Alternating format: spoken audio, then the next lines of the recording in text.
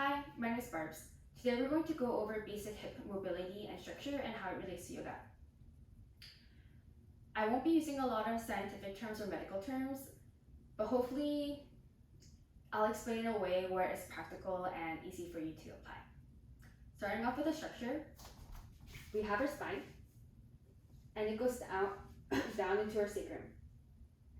And we have our hip bones on the side, and what connects our sacrum to our hip bone is the SI joint. So the main movement of our hips is it can go front and back, hip extension and flexion. It can come in and out, so external rotation, internal rotation. And it can also split like this. So whenever you're walking, it's splitting.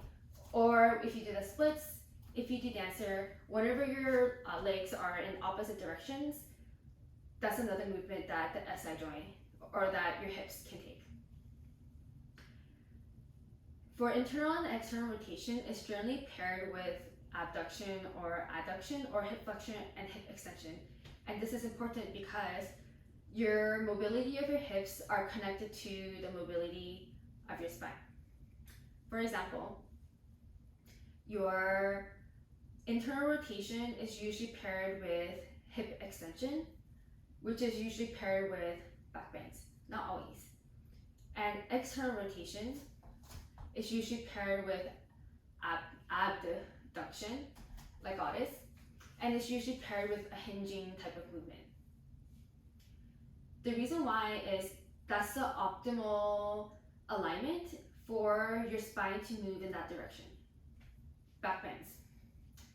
When you're in a wheel, your feet are in front of your hips, and there's a tendency for your knees to cape out when you're coming into that back bend.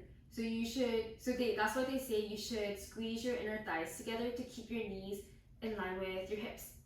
If you're internally rotated, the front part sort of closes off, but the back part gets a little bit more space.